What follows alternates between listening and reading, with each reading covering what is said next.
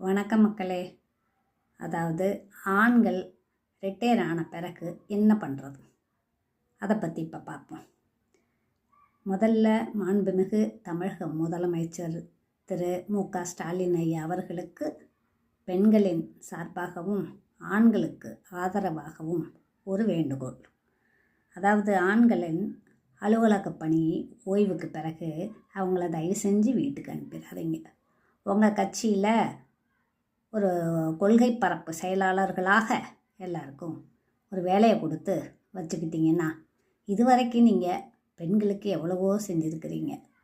இலவச பஸ் விட்டுருக்கீங்க, மகளிர் உரிமை தொகை கொடுத்துருக்குறீங்க. அதெல்லாம் விட இதை செஞ்சிங்கன்னா ரொம்ப சந்தோஷப்படுவாங்க. ஏன்னா காலையில் நாங்கள் டிஃபன் சாப்பிட வச்சு அனுப்பி விட்டுறோம்.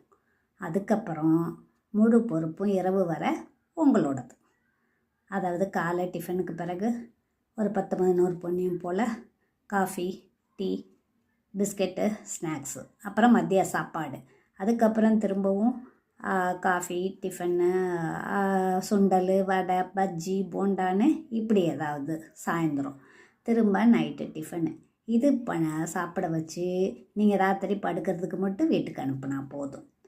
இன்னொன்று, எங்களுக்கெல்லாம் இலவச பஸ் விட்டீங்க இல்லையா, இப்போது ரிட்டையர் ஆன ஆண்களுக்கு இலவச பஸ் விடுங்க.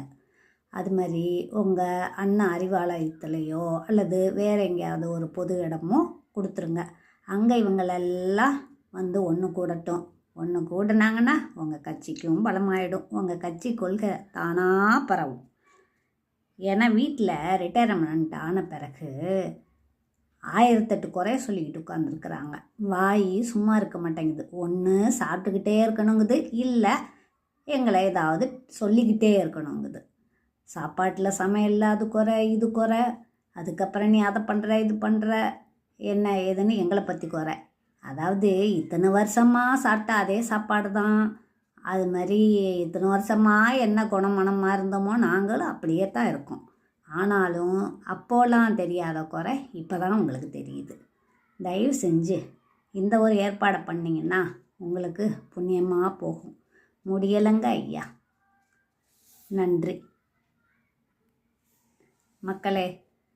என்னோடய எடக்கு முடக்கு சேனலை சப்ஸ்கிரைப் பண்ணுங்கள், லைக் பண்ணுங்கள், ஷேர் பண்ணுங்கள்.